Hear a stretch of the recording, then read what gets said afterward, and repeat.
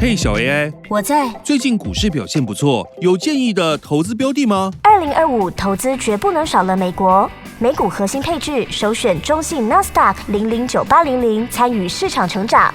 看好美国科技创新实力，锁定中信美国创新科技009801，掌握未来。太棒了，这就行动！快打开券商 APP， 输入009800009801，单笔或定期定额，长期布局都很赞哦。投资一定有风险，基金投资有赚有赔，申购前应详阅公开说明书。Welcome to Leadership Matters, a podcast hosted by me, Steve Parker. This is a series that brings a fresh perspective to leadership motivation and how to succeed by talking to a diverse range of CEOs, business managers, and world-class talent. We also offer some personal tips to help you in your career. Each episode aims to provide a snapshot into the life and philosophy of some of Taiwan and the world's most successful leaders. And to find out more about why, leadership matters. I am just so happy. I've been chasing this guy for months, and I finally got him onto my program. I've got Niven Huang of KPMG here. Niven is the managing director of KPMG Sustainability Consulting in Taiwan. He's been doing that since 2013, before most people had heard of sustainability. Before he was joining KPMG, he was the Secretary General of the BCSD in Taiwan. He'll maybe talk a little bit about that later on. He did that for 16 years. And he's been a pioneer in Asia Pacific for CSR, ESG, sustainability reporting, all of these things that are becoming part of the mainstream now. But when he was doing this, it was really something very new, unique, and he's had to do a lot of kind of pushing the envelope out there to change the world. He's a great man. He's done many things, and if you have a chance to talk to him, he's very accommodating. He always talks to everybody who approaches him. I'm lucky, I think, to call him a friend and a mentor. And I'm very proud to have Niven Huang in the studio today. Niven, good morning. Good morning, Stephen. This is also my honor and pleasure to join your podcast and to share. So my first question is, how did you get there? I mean, how did you become, the person who was kind of promoting all of these things when really business wasn't really talking about this stuff? I mean, CSR, when you were talking about it, nobody really knew what it was. ESG, all of this sustainability. What made you become this person? I was born in Hualien, in Hualien, Guangfu County. That is a very good place without any pollution. But when I graduated from the university, that was 1985. During that period, Taiwan has very serious environmental controversial issue, especially for municipal solid waste treatment and management. Because you can see a lot of those kind of garbage in the city, Taichung, Taipei, Hualien, everywhere. So that was the year that the central government started to invest in municipal solid waste to energy combustion and incineration system. Okay, so that caused a quite significant impact to my idea and my understanding or even my ambition in my career. Chemical engineering is a super brilliant, But when I was 22, 23 years old, an environmental burden impact has already also brought me to think about what might be my next step. So after graduation, I study further in Zhongyuan Christian University, and my professor is specialized in combustion. And then that combustion technology will be applied to waste, hazardous waste, industrial waste. So then I just made up my mind, you are my advisor. Then I would like to, dedicate myself into those areas. So that is my much more professional starting point in environmental engineering area. So you've just talked about a long history of kind of involvement and influences from external.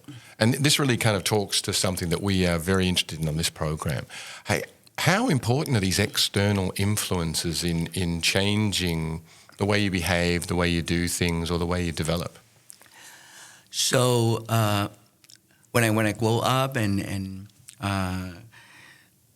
graduate from the graduate school, and I was 25 years old, and I started to think about Taiwan has been, quite good in manufacturing the global product as the global supplier for a lot of different kind of product. What will be the next? And then, as I have already mentioned, that during the year in 1990, I grew up and I studied in the grade school, and then my professor, he got a very big research project on energy combustion industrial waste treatment. So he asked me to stay in Taiwan for a PhD program, and asked me not to go abroad. I supposed to be in the United States. That has been my big dream for quite a long time. But anyway, finally, I was requested to stay in Taiwan. So I get more opportunity to think about the current Taiwan, the very pressing, challenging environmental issues. And in 1990, and very important is because the global has already worked a lot for preparing the most important international organization to address the global environmental issues.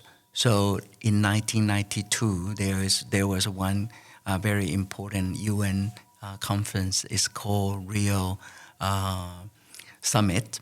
So Rio Summit was the first international conference to create so-called the climate,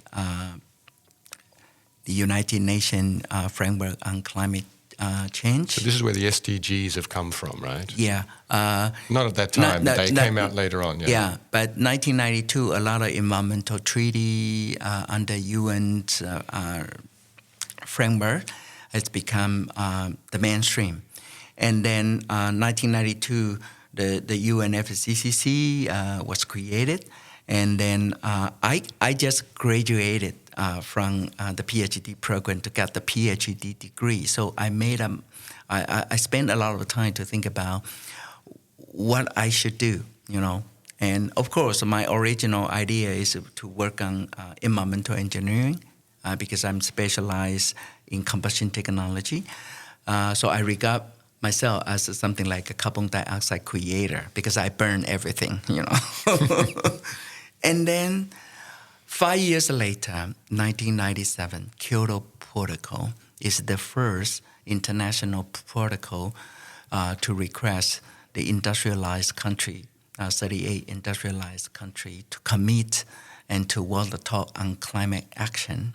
So that is the first treaty. 1992 UNFCCC is just only a framework, but still no any requirement, legal statement or some international consensus to reduce the carbon dioxide. So 1997, the first Kyoto Protocol was approved.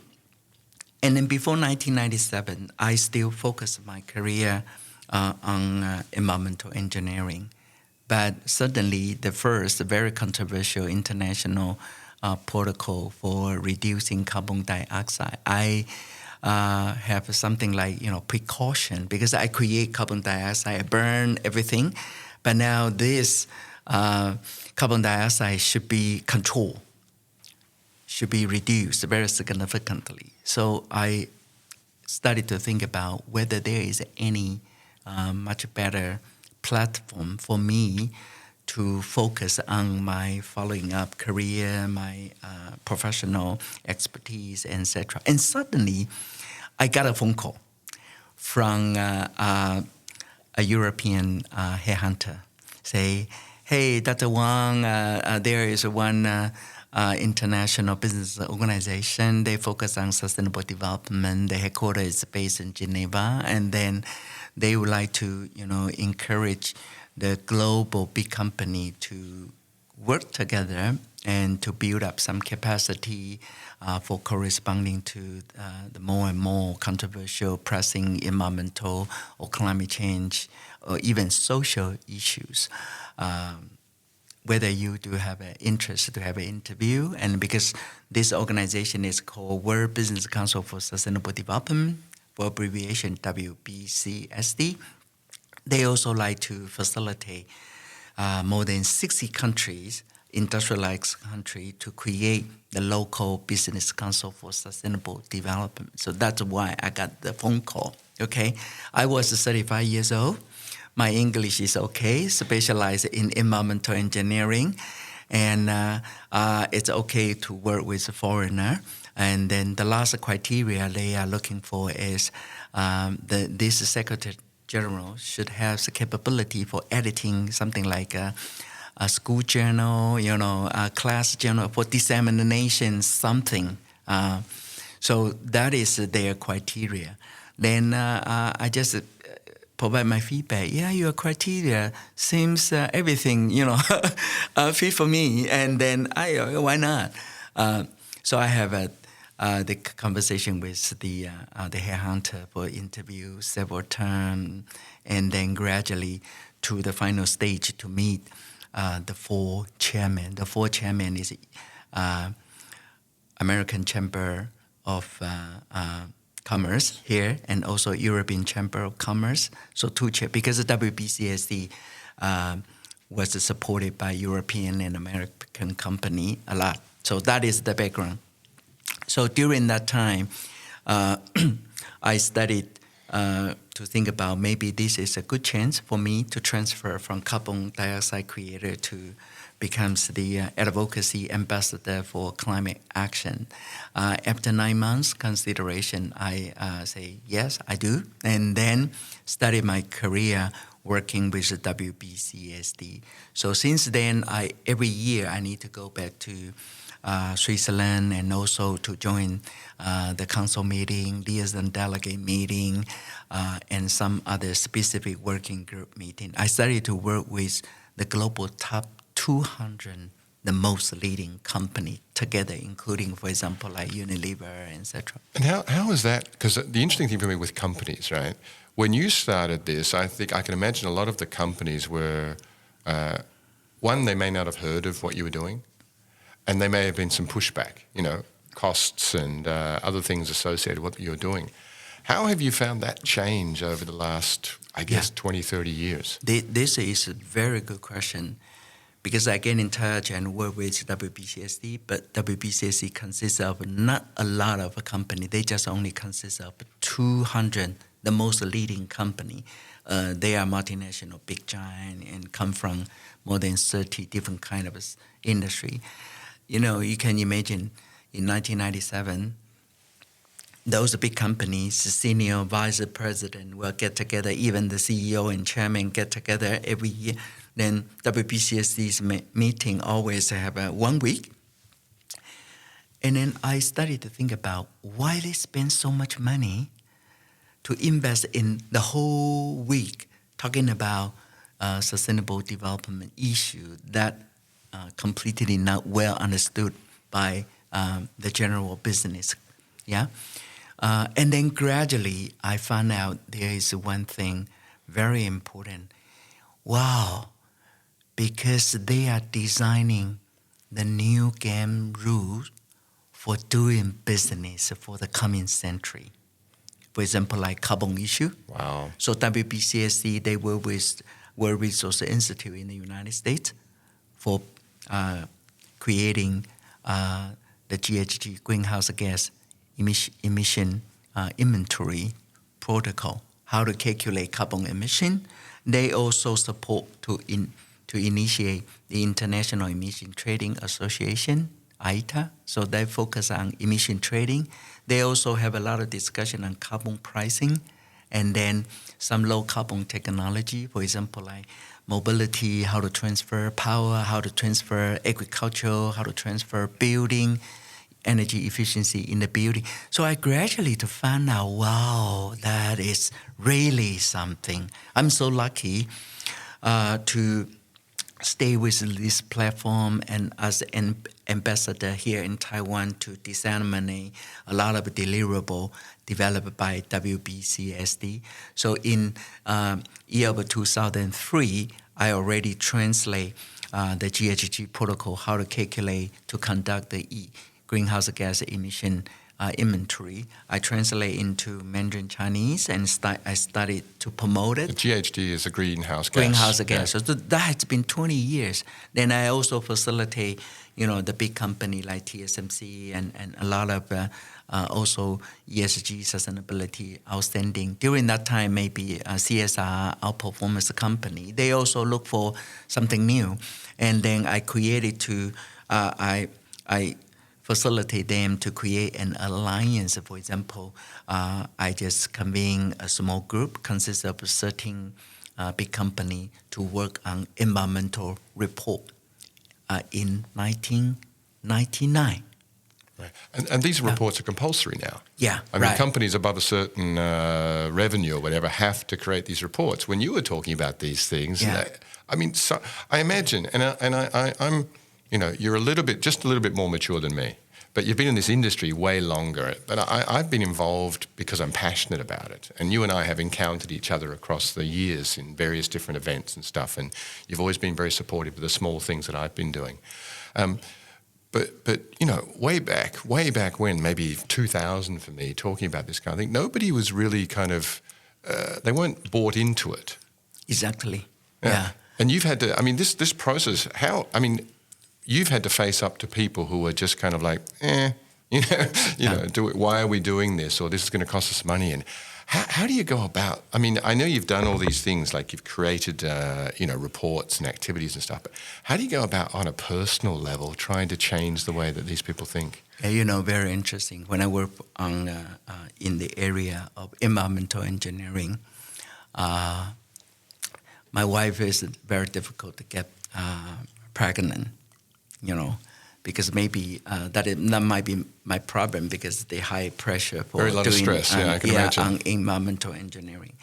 And after I transferred to work with WBCSD, working on advocacy, on sustainable development issues, CSR issue, climate action, my son was born 1 year later. Yeah. So I just regard this as something like, that God bless us. And when you do good things happen, right? Exactly. Yeah. And then because I also have some idea about, the awareness about the environmental challenges, and in year of 2000 and United Nations also focused on the global poverty issue. So social issue become more and more popular during that time. Even that is not so popular, but that kind of issue has become the key topic for the international intergovernmental organization to address. And then I also started to think about what I'm doing now is not just only make a living. I'm dealing with the future game rule for doing business. I'm also working on the future world that my kids need. Yeah, so that is something like become a mission as a father, as a husband, as a Taiwanese citizen living in a much so controversial area, getting about so complicated political issues. And then that is also my professionality. Yeah, because I started my career in combustion, create carbon dioxide. And I think the most interesting is I gradually more and more clearly understand why so many leading big brand or the global multinational giant, why they put so much investment on this area, because they are doing that for future. License to operate in the future market, future finance, future capital market, future trust. So sustainability, I think, is not just only making money. Now we are talking about whether we still have the ability to make money future. So during that time, there are three words come to me: responsibility, social, CSR, corporate social responsibility. Responsibility is something like ability to respond, right? Accountability is ability to account. Sustainability is the ability to sustain. So if you don't do anything wrong, for example, our kid was born and he even cannot say, I'm hungry, but you got to feed them, every 3 or 4 hours, right? So that is responsibility, ability to respond. If you do something wrong, you got to have accountability. Yeah, to face the problem, you gotta deal with that, because you also need to build the trust. So all kind of those kind of ability to respond to account is to sustain ourselves, to live now, to live future, etc. So then I gradually found out ability is the point. And then now, so many good, outstanding pioneer, leading multinational company, they are building their ability. And then as long the ability has been gradually built up, strong, robust, including governance framework, product, technology, how to sell, and corporate DNA, etc., innovation capability, you can see that is a so-called long-term value. We are not just only focused on short-term value. Then I gradually found out, in the past, we focus on short-term, 1 year, financial. Now we gotta focus on long-term, non-financial, intangible issue. When you get it much more clear to understand why so many big global, worldwide, business leader spend so much effort on this area, you will become very excited. Every day, very excited, because you are very competent to understand what you are doing. Nobody understand, nobody can accept. That's fine, because that's the future. You can ask, a lot of things happening in the future. Now you ask the people right now to fully understand. So I also try to encourage myself. You gotta become a person always very easy to self-motivate. Yeah, because I know what is going on, what will happen in the near future. So I become, I always make a joke, during the global international sport games, and some people will ask, there is one boy in India, he is pretty good in predict something, right? I always tease myself, hey, in Taiwan, we still have one old boy. He is also can predict a lot of things 15, 20 years later. So during that time after 1997, as long as I understanding some specific topic, I started to promote here in Taiwan based on the past almost 3 decades. You can see that 15 years later, the topic I promoted 15 years ago become mandated. You've also been very involved in social enterprise, I know, and you're actually you talk about the gentleman that you met who invited you to become involved in environmental stuff and things like that, and the people that you've met along the way. You're one of the people that has actually inspired me, because my interest and passion for social enterprise has come from 2 people. One, you. The other one is Ray Chen, who I met in Taiwan. They call him the so-called godfather of social enterprise. But through meeting the 2 of you, I began to have a passion for social enterprise and how business can be responsible at the same time as being able to make a profit and stuff like this. What turned you from the environment to having a look at this kind of social enterprise and developing that program within KPMG and outside? Yeah, before working for KPMG, I was the Secretary General of Business Council for Sustainable Development in Taiwan.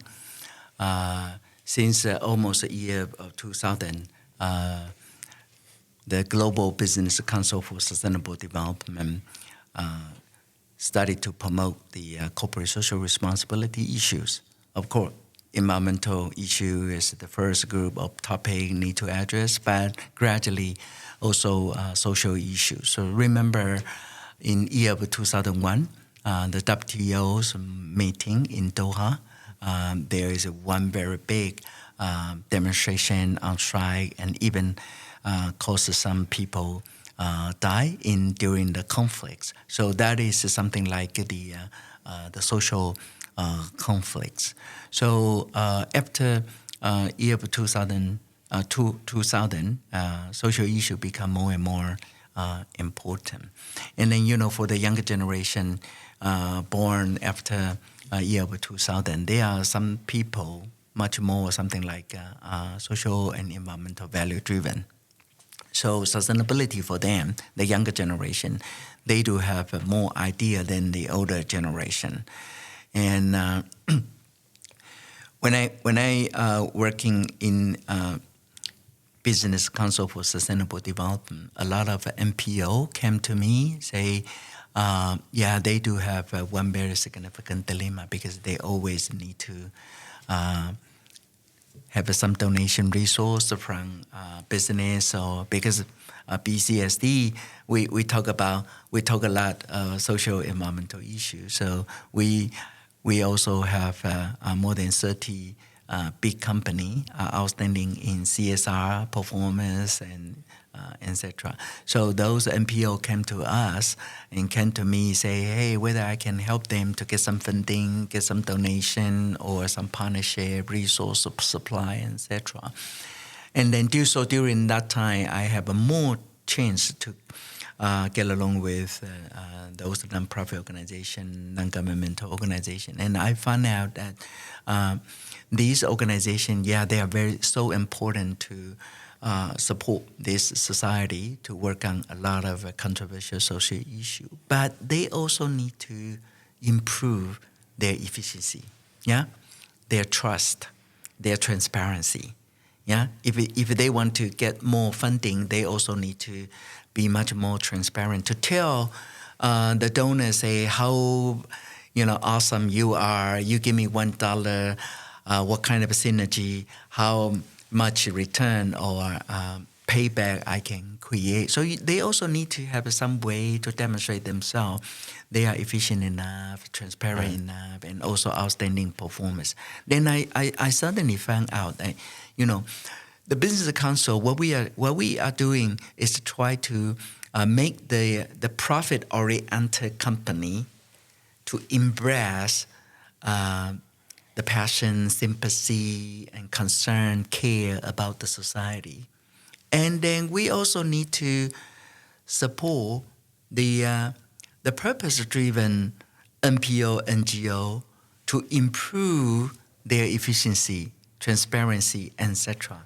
So you can see that these two groups of stakeholders, they are completely based on the different mindset, but they have some specific topic need to embed it for the private sector efficiency, of course, no doubt that they are something like their Bible, But now they need to change their heart to embrace sustainability, social, environmental issue.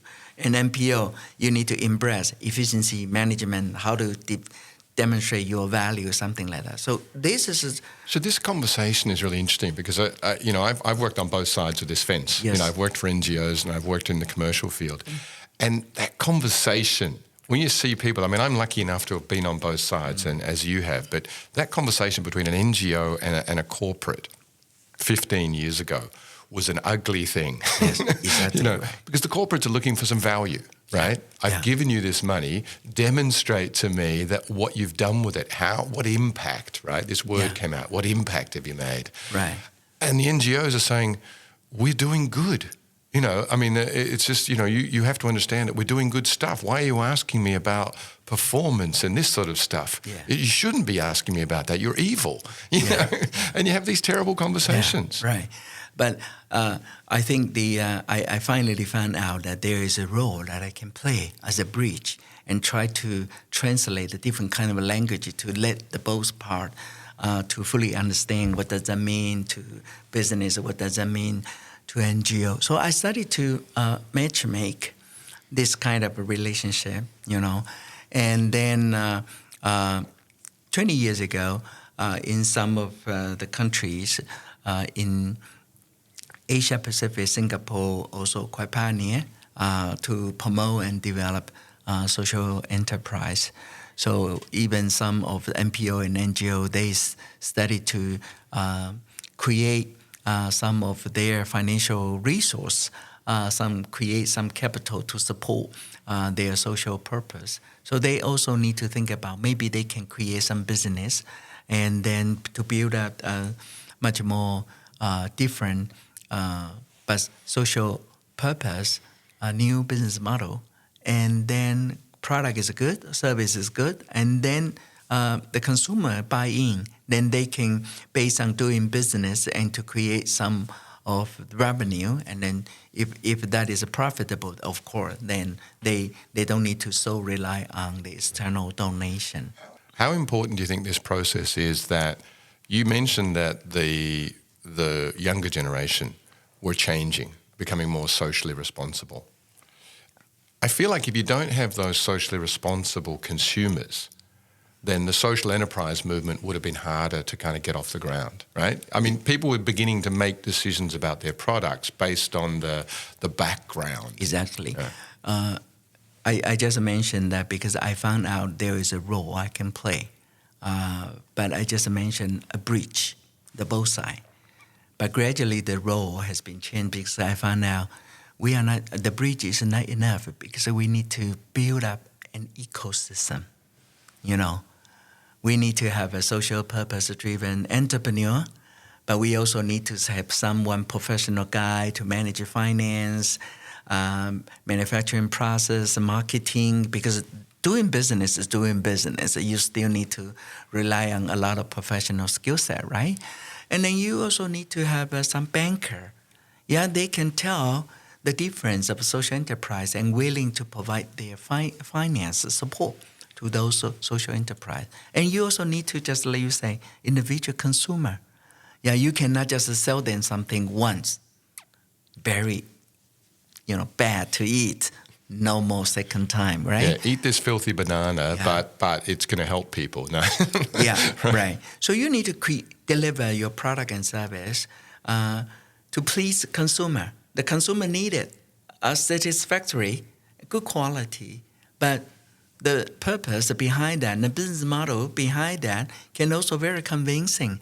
So the added value from different angle to make that kind of procurement decision can be, one time and second time. And so that can create continuous revenue for the social enterprises. So we gradually found out an ecosystem is very important. So we, after working for KPMG, then we started to host some forum, open forum. Then we invite the minister, legislator, consumer organization, NPO, NGO, and opinion leader, and even something like an impact ambassador like Ray you just mentioned. So different kind of key stakeholder to join, participate that forum. Then we try to identify what we need, regulation or some supporting resources from the government, policy framework, tax incentive or some regulation, etc.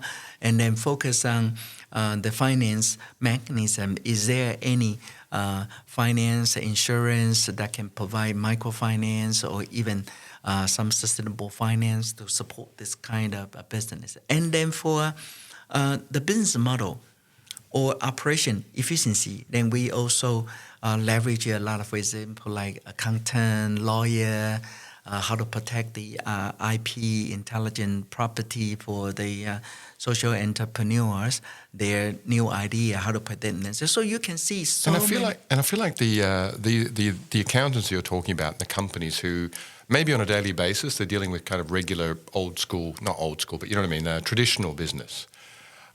It feels like it's a great opportunity for them to also to be able to give back or to help build something going forward, right? They may not have the opportunity to work with something that is socially driven. And I think it's a great opportunity for these people as well, right? Yeah, sure. Then based on that kind of structure and what you are saying, then we try to classify what might be the next. So there are several key points. The first one, because of the global problems in environmental and social issues are still getting worse. So getting worse, that means we are running out of time, so we need to have more solution to tackle those problems. So the solution can come out, for example, like from food supply, product supply, service supply. So we need different kind of education. We need different kind of clothes. If the business as usual can work, the whole world's problem won't happen. It means that the business as usual doesn't work. So we need to do something different to make it something like business as unusual. So we get BAU versus BAUU. So the change, the demand is strong because the whole world getting worse signal is also strong. And then the third thing is we need different kind of model, different kind of finance. If we look at the past 60 years, a lot of Taiwanese big company, they started from small company like Honghai, Foxconn, yeah.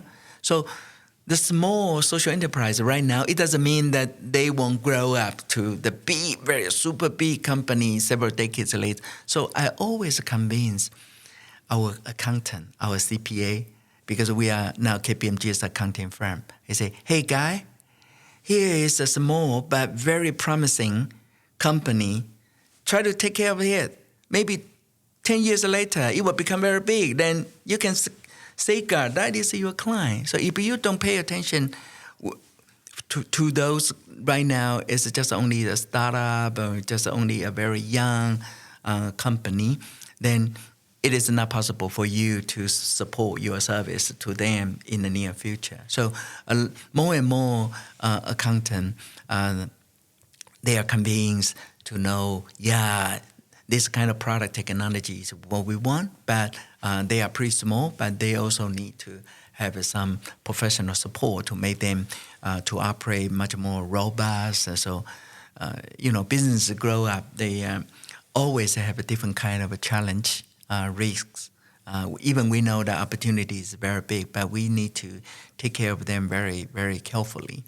So based on these several points, and then try to motivate several key stakeholders, including the government ministry, legislator, and investor, and also some of the consumption group or trade union, and to let them fully understand. And there is also one very important thing is that you also need to influence a lot the media, because we need media to disseminate a lot of incredible, touching story. Business case dissemination is very important. And so after several years effort on these, quite systematic different kind of topics, then we found out that, there is some company, they are really take it very serious to think about in their supply chain whether they can include those kind of social enterprise to become their partner. For example, like Louisa Coffee, the milk in Louisa Coffee is completely supplied by a social enterprise, and the social enterprise is called Pure Milk from Taiwan. So as long as there is one, retailer giant in the market, they are willing to include those social entrepreneurs into their supply chain.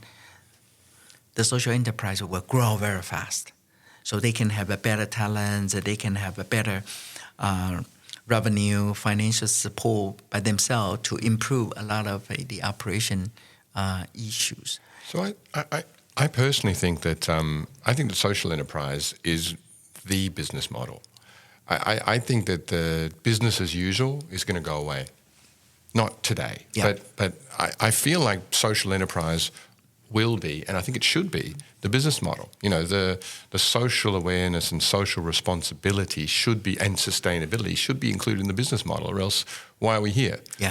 It's almost I find myself asking the question: why has it taken so long? I'm 57 now, right? Why has it taken 50, maybe 52 years or whatever for social enterprise to be something that is so? It's everywhere now.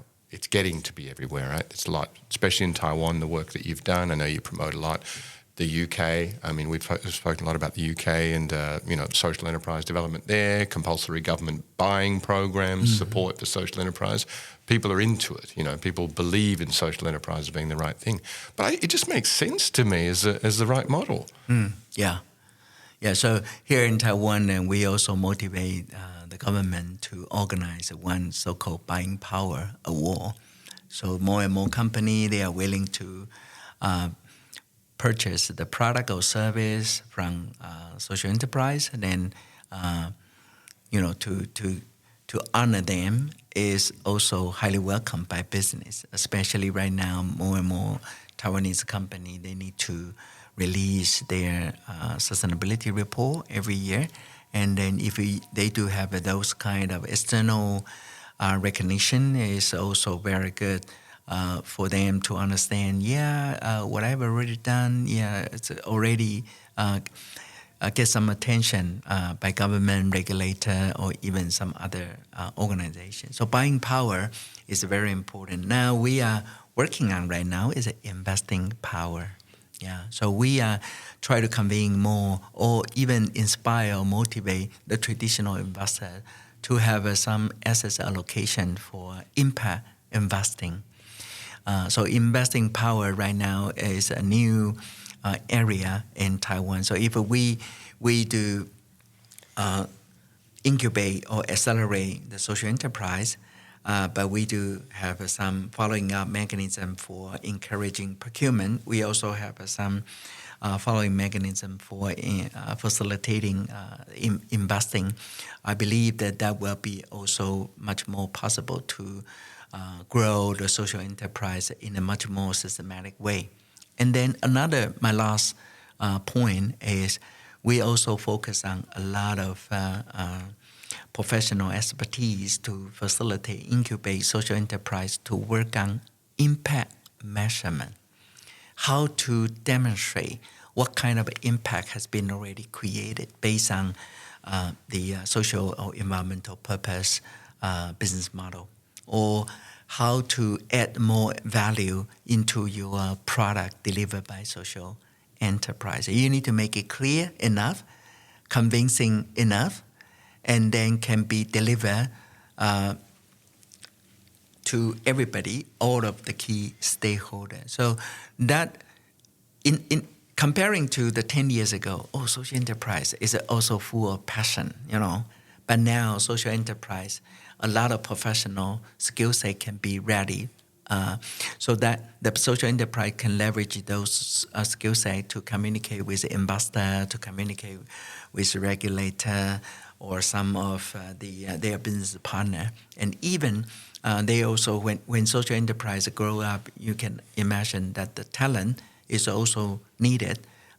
When company grow up, you need more talents. So how to communicate with talent by a very quantitative and qualitative impact measurement methodology.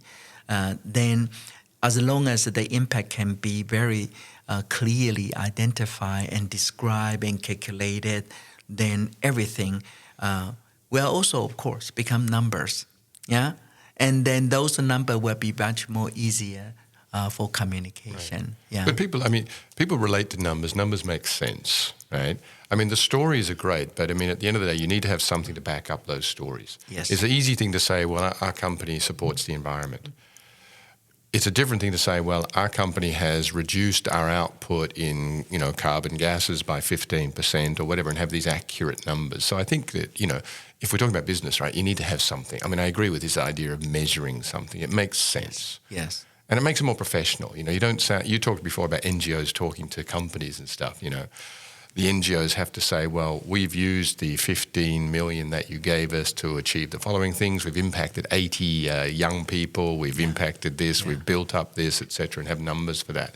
It makes the story just clearer. Yeah. Right now we are doing the second times Taiwan Sustainability Risk Survey.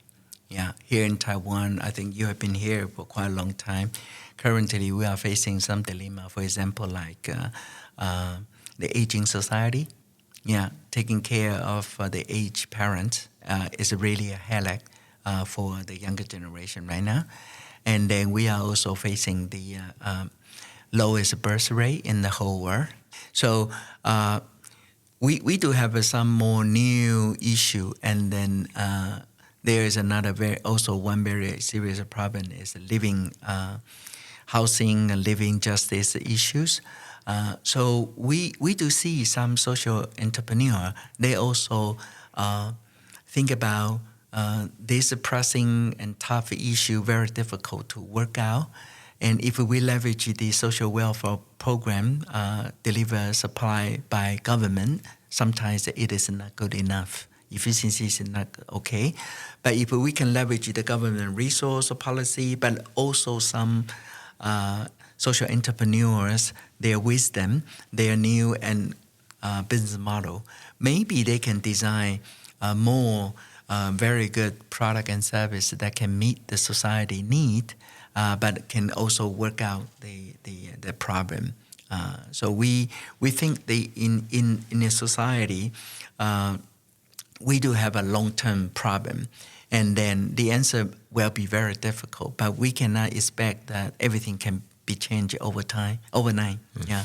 So more and more social entrepreneurs get into this area and try to create a new business model based on those pressing social problems. I think will be very, very helpful for our future social sustainability. Very, very hopeful for our future sustainability. I think that's a wonderful place for us to finish up, Niven. That's, there's a lot wrong with what's going on in the world right now, but there's also a lot of people like you who are trying to fix it and come up with new models to work and build and create ecosystems that can help sustain us through the future. And when I talk to you, I always get kind of fired up and excited about the possibilities. I know it's a lot of work. I know we've got some stuff to do, but I feel like we've got people like you who are committed to try to make the place better. Niven, I just wanted to kind of run through a couple of things just to see if they gel with you, and then I'll hand it back to you to just, if you have a final kind of word of wisdom that you want to leave us with, I'll leave it with you. But I've heard a number of things today. The influence of your environment is very important. I mean, where you grew up and the people that you met has been an influence on you. So find good people, spend time with good people, and then that will improve you. Look to the future, right? Always think about what's going to happen. Don't look at kind of the short term. Along the way, I heard that things like governments and agencies and stuff are very important in terms of directing the future. So these are very, very significant, important organizations. Counterintuitive to some people, loving the environment and science are not opposites, right? Actually, they're partners. And you, with your background in chemical engineering and then environmental engineering, is someone who is very much in love with the environment and is looking to change. So science is something we should be looking to, not being afraid of. Measuring things and understanding what the problem is, and then getting a commitment to targets and goals help us in the way we develop. Luck plays a little bit of part. There is some luck involved. You got a phone call, you got a contact. There is some luck involved in life, but be ready for the luck when it happens. What I hear from you too is that you very much believe in what you do. And I think this is a part for all those people who are looking for something in life that gives them believe in what you do. Right? If you believe in what you do, you're never going to be tired, you're never going to be lonely, you're never going to be frustrated, you're going to enjoy what you do. And I love this little story you told about your boy being born. This do good things and good things will happen to you. And I believe that very, very much. Last couple of things I heard is this idea of responsibility, right? And really, I think it's a kind of a line. It's a way of management, actually, right? If you talk about setting up things like responsibility, accountability, sustainability. These are not exclusively environmental terms. These actually belong in the whole pantheon, if you like, of leadership. If you're training people or you're trying to build people in a team, an environment, a family, friends, these are key components, right? They're leadership components. We should be responsible. This is what I'm hearing from you. We should be responsible, we should be accountable, and we should be able to sustain friendships, businesses, love relationships, all of these kinds of things. If we have this attitude, then the world, from what I'm hearing from you, is going to be okay. Yeah. The issues change over time, and we need to be aware of that. So continually looking, it's not enough to say, well, we've fixed that issue or we know what the issue is now and just keep doing that, because the issues may change.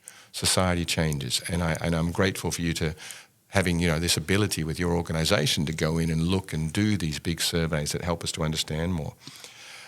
this story of where the NPOs and the corporations, that kind of mismatch there, and out of that has grown this whole, what I think of the future industry of social enterprise. And I know that you've been very supportive of that, and you're building an ecosystem so that these social enterprises can contribute, but also be sustainable businesses, helping small businesses to grow. I think this is super, super important. Don't just look down on things when they start. Help them to grow, and they may become bigger and better in the future. And building, the last thing I kind of remember from you is just building up the ecosystem. This is super important. We need to build the ecosystem and create something that's sustainable. Niven, is there some last final word you'd like to leave us with today? Yeah, I think my last information for your reference is based on KPMG's previous our society's sustainability risk survey. We asked the people, if we do have so many problems, who can be the solution provider? Just only 20% of people say, myself. Yeah, so 80%, yeah, they know the problem is serious, but they think somebody else need to provide the solution. So we anticipate that as long as we do have a more awareness about what is going on, what is going to happen in the near future, I think we also need to try everything possible to make everybody to have the motivation, momentum, passion to say, yes, myself is the solution. Yeah, so I encourage everyone to understand the situation, and also everyone is a part of the problem. I believe that everyone should be part of the solution. If everybody do have that kind of phrase, I think, yeah, we can. There is nothing we cannot work it out. We need to be part of the solution. Niven Huang, thank you very much for your time today. Thank you very much. You can listen to this podcast live on the fourth Monday of every month on ICRT, and after that on the ICRT website, Apple Podcasts, Spotify, or wherever you get your podcasts. Just search for Leadership Matters by Stephen Parker. You can also check out my social media. I'm on Facebook, Twitter, LinkedIn, and Instagram. We'll see you next time.